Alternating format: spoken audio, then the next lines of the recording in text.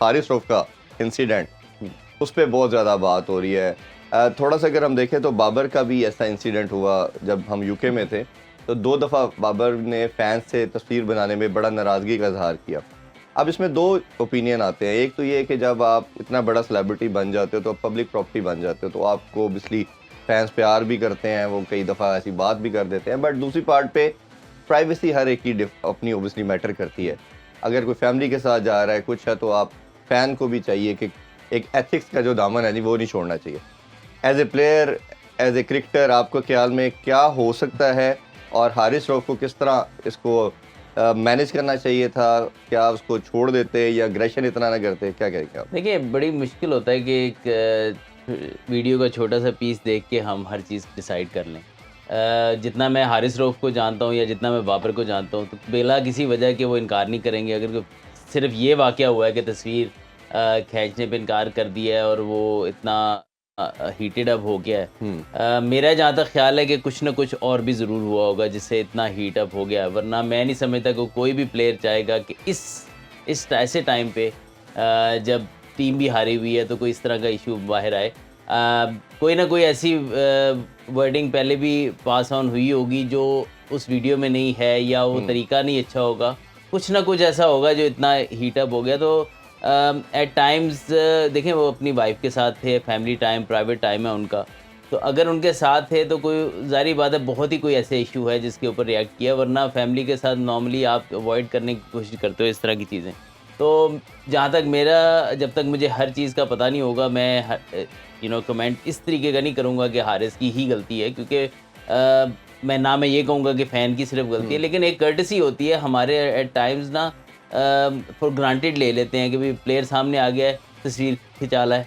मतलब कि कुछ कई दफ़ा लैंग्वेज ऐसी होती है, या तस्वीर खिंचा लो ना, प्लीज़ का आंसर आना ना, रिक्वेस्ट भी नहीं करनी। हाँ जी। हम अक्सर तस्वीर खिंचाते हैं तो पाकिस्तान में कोई प्लीज़ भी नहीं कहता।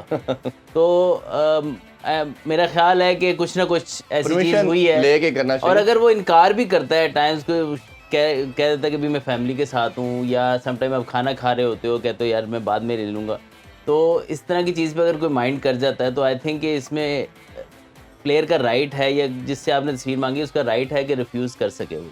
अच्छा, नहीं, उसमें एक जो ज़्यादा जिस पे डिस्कशन भी हो रही है और जो मुझे भी ज़रा और लगी है, बातों की हद तक होना तो चले समझ आती है, वो अग्रेशन इतना बढ़ गया था कि हारिस रऊफ, वो जो एक डिफेंस था, वो उसको क्रॉस करके आए हैं और वो लड़ने की तरफ आए हैं। और जो लॉ पाकिस्तान का तो खैर चले हम इधर इग्नोर कर देते हैं, यूके यूएस में बड़ा स्ट्रिक्ट लॉ है कि अगर आप किसी को टच कर दें, तो अगर ये लोग आके दरमियान में वो ना रोकते तो ये शायद फिजिकल भी हो जाना था। बिल्कुल, लेकिन वो उसको हारिस को भी सोचना चाहिए था। लेकिन मैं सिर्फ ये चीज़ कह रहा हूँ, जितना हमने वीडियो देखी है उसके अंदर एग्रेशन, देखिए मारकुटाई की तरफ तो बात जानी नहीं चाहिए, लेकिन मैं सिर्फ ये कह रहा हूँ कि क्यों इतना एग्रेशन हारिस को आया, ये तो आपको ये देखना है कि वो क्यों हुआ।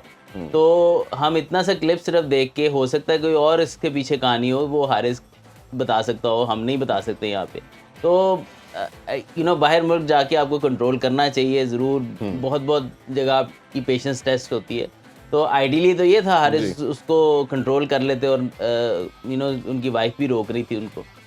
लेकिन वही बात है कि इंसान है, और आपको ऑब्वियसली इस टाइम पे जब ऑलरेडी टफ टाइम चल रहा है क्रिकेट टीम के ऊपर, आई नो परफॉर्मेंस अच्छी नहीं आई, उसके बाद इस तरह का एग्रेशन आना बड़ा नॉर्मल है, क्योंकि आप ऑलरेडी हर्ट हो, ऑलरेडी चीज़ें हो रही हैं, और एकदम से ऐसे कोई इशू हो जाए तो एग्रेशन आ सकता है। और बेस्ट पॉसिबल, तो आपकी बात ठीक है, इसको अवॉइड करना चाहिए, लेकिन हमें इसकी तय तक जब तक बात नहीं पता लगेगी कि एग्जैक्टली हुआ क्या, तो तब तक हम जो है वो कंक्लूजन यहाँ पर बता नहीं सकते कि यार किसकी गलती है, किसकी गलती नहीं है। As a ambassador I would say कि यार इस चीज़ को अवॉइड किया जाना चाहिए, लेकिन अगेन वो भी इंसान है। अगर कोई चीज़ ऐसी उसकी वाइफ के सामने बोली गई है जो हमें वीडियो में नहीं सुनाई गई, तो वो चीज़ हम उसके ऊपर जो है वो नहीं कमेंट करना चाहिए। इज़हार भाई, आपसे भी जानना चाहेंगे, प्लेयर जो है एम्बेसडर है, और as ambassador, as a hero, as a celebrity, बड़े आप पे रिस्पॉन्सिबिलिटी भी आ जाती है कि एज ए पब्लिक प्रॉपर्टी आप बड़े अपने आप को मैनेज करके चलते हैं, तो आप ओवरऑल सिनेरियो में फैंस पे भी ओबियसली रिस्पॉन्सिबिलिटी तो है। देखिए, किसी भी स्पोर्ट्स या किसी भी गेम के जो सबसे इम्पॉर्टेंट स्टेक होल्डर्स हैं, वो मेरे ओपिनियन में तो फैंस हैं।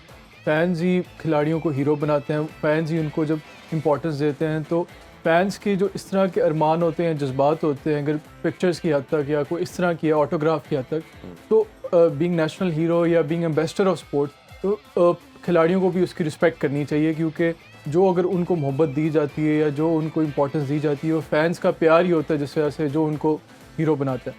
तो लेकिन कहीं ना कहीं फ़ैन्स जो हैं, फ़ैन्स को भी जो भी हमारे हीरोज़ हैं, नेशनल हीरोज़ हैं सारे, उनको भी उनकी प्राइवेसी को इस तरह इन्वेड नहीं करना चाहिए, उसको रिस्पेक्ट करना चाहिए और इतना ज़्यादा इंट्रूसिव नहीं होना चाहिए। ख़ास तौर पे अगर कोई फैमिली के साथ प्राइवेट टाइम करें, प्राइवेट टाइम में है, तो उस सिलसिले में फ़ैन्स को भी परमिशन लेनी चाहिए और कोशिश करनी चाहिए कि जितनी ज़्यादा उनकी प्राइवेसी को रिस्पेक्ट कर सकते हैं करना चाहिए।